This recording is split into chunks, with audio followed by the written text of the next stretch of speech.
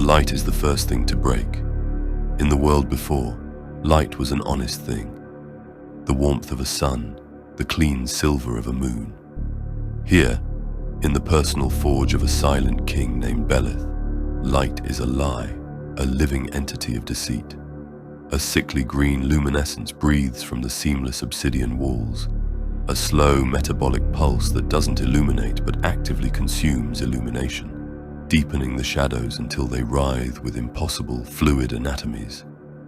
The air is thick enough to chew, heavy and wet with the smell of ozone, and something cloyingly sweet, like honey spoiled with rust. A constant subsonic hum vibrates through the soles of Kael's feet, a resonant frequency that settles deep in his bones, making his teeth ache with a fine, sandy grit. This is not merely a place, it is a digestive tract, and he is being broken down. His education is a meticulous, unending desecration.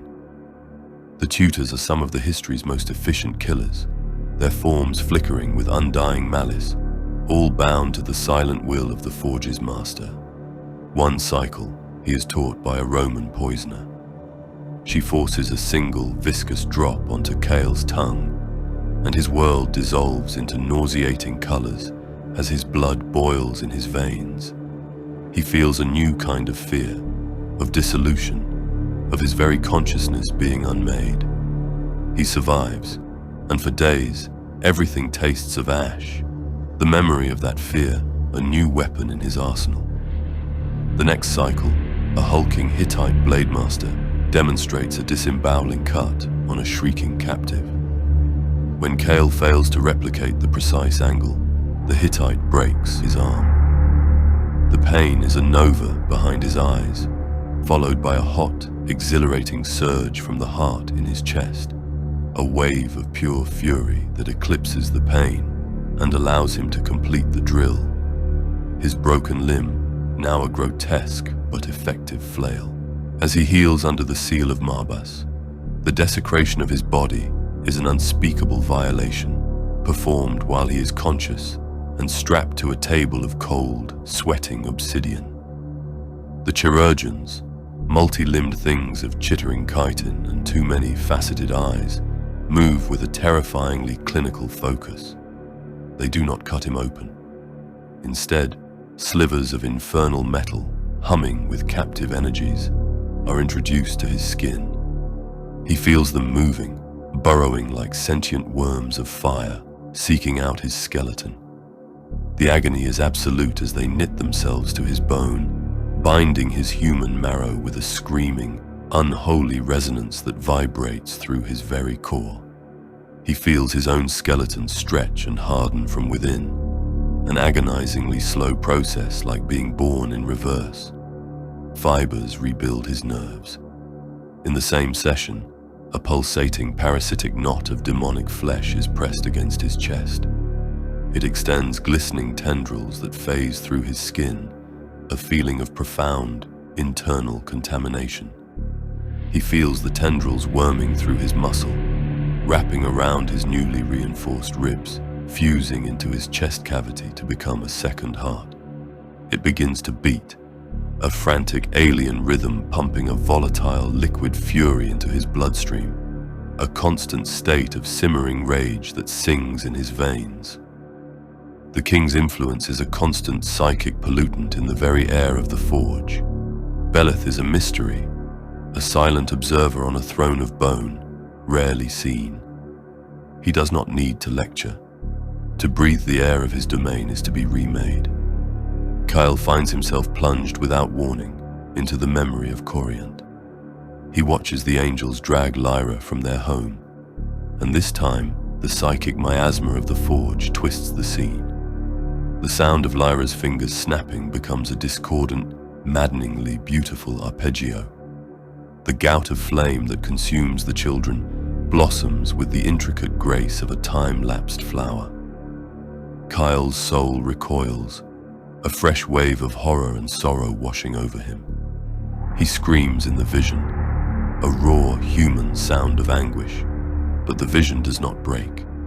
It forces him to watch, again and again, until his sorrow begins to curdle, the sheer helplessness fermenting into a darker, more potent emotion.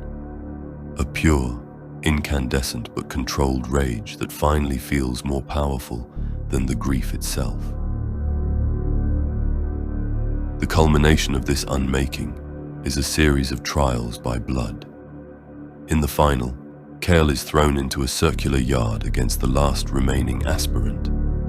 When he moves, electrons in his nerves are quantum-bound, compounding signals from his supercharged brain. The resonance in his muscles accelerates. The ichor sings in his veins, the demon heart hammering a war drum against his ribs, but feels a profound primal fear. The fear of failure, of letting his suffering be for nothing. That fear ignites the fury. Souls explode against the ground. The fight is a blur of unnatural speed. He feels the other's teeth bite deep his shoulder, and the pain is an ecstatic shock that clears his mind, but doesn't let the aspirant withdraw his teeth and let go of the bite. He keeps him there, pushes down and dislocates his jaw, turns and collapses his throat with a single punch. Meat warps, fist touches spine. He hooks his hands under the man's jaw, places his foot on his sternum, twists and rips the head from the spine with a final wet crack of vertebrae. He stands over the twitching corpse, chest heaving, drenched in blood and gore, a profound, savage joy washing through him. Raises the head above and takes a shower in blood. The loser will be given another body, or try again, or find another use. He is victorious. He is strong. It is good. As he sags to his knees, the oppressive hum of the forge seems to recede. A figure emerges from the shadows, her steps silent on the blood-soaked ground. She is tall, draped in robes the color of a deep bruise, exuding an aura of controlled power. Her face is a mask of serene calm, but as her eyes fall upon him, standing victorious amidst the carnage, that mask cracks. A sharp, choked gasp escapes her lips. Her delicate hands, which seem to weave light, tremble. She walks to him and kneels. Her gaze is not one of clinical assessment, but of overwhelming, fierce, and possessive pride. It's a raw, almost predatory joy that Kael, in his heightened state, finds deeply unsettling. A single tear traces a path down her cheek, and where it drops to the bloody ground, it sizzles, evaporating in a wisp of pale smoke. Her hand reaches for his face, her touch reverent, tracing the new, harsh lines of his jaw. She whispers, her voice a low, intense tremor filled with a terrifying adoration. Her touch is warm, alive, thrumming with pulses that feel both alien and achingly familiar.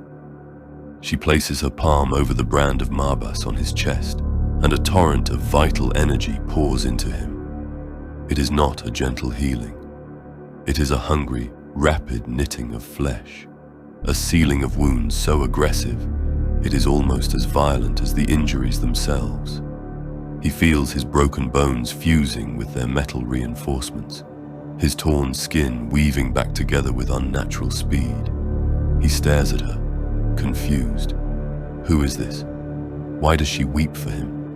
Why does her touch feel like both a violation and a homecoming? Her voice. It resonates with a cadence his soul remembers, but his rewired mind cannot place. She seems to know every secret of his new, refashioned body, her hands tracing the lines of his warped muscles, her gaze lingering on the spot where his second heart beats. The bond is pure, she murmurs, more to herself than to him. She sees the confusion in his eyes. A sad, fierce smile touches her lips. Leaning closer, so her whisper is for him alone, she hums 2 notes. Just 2. The beginning of an old, simple lullaby about a brave little bird. A song no one else in the universe could possibly know. A song that was sung to a small boy, in a quiet house, in a valley that no longer exists. He is still in disbelief. He takes her mask off. Kael's two hearts seize in his chest. One rejoices, the other longs. The roar of the ichor in his veins goes silent. The rage, the pain, the savage joy, they all amalgamate into a single, silent, soul-shattering wave of recognition. Lyra.